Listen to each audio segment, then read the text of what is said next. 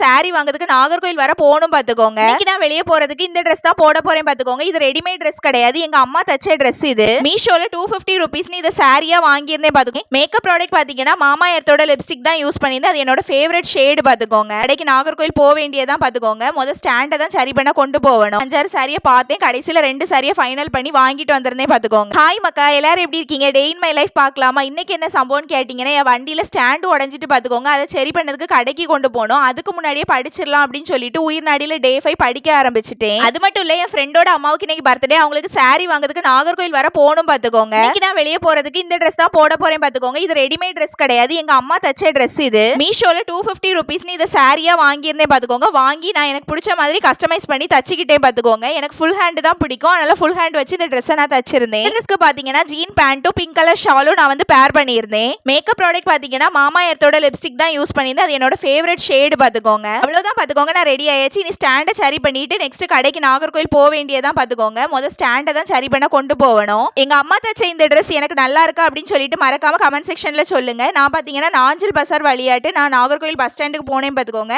First வந்து எந்த கடைக்கு போகணும்னு யோசிச்சுட்டே இருந்தேன். அதுக்கப்புறம் வந்து சுப்லட்சுமி கடைக்கே நான் வந்துட்டேன் பாத்துக்கோங்க. என் ஃப்ரெண்டோட அம்மாவுக்கு பாத்தீங்கன்னா பியூர் காட்டன்ல சாஃப்ட் சாரி தான் ரொம்ப பிடிக்கும். கடையில 5-6 சாரியை பார்த்தேன். கடைசியில 2 சாரியை ஃபைனல் பண்ணி வாங்கிட்டு வந்திருந்தேன் பாத்துக்கோங்க.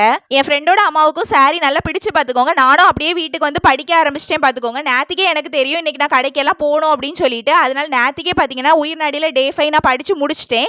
இன்னைக்கு பாத்தீங்கன்னா விவி சாரோட புக்ல தான் ரீரிவைஸ் பண்ணிக்கிட்டு இருக்கேன். டே 5 பாத்தீங்கன்னா அந்த அளவுக்கு ஒன்றும் கஷ்டமா இல்ல. மராத்தாஸ் தான் கொடுத்துருக்காங்க. நேத்திக்கு முகல்ஸே படிச்சாச்சு. இன்னைக்கு மராத்தாஸ் தானே, கண்டிப்பா படிச்சிடலாம்.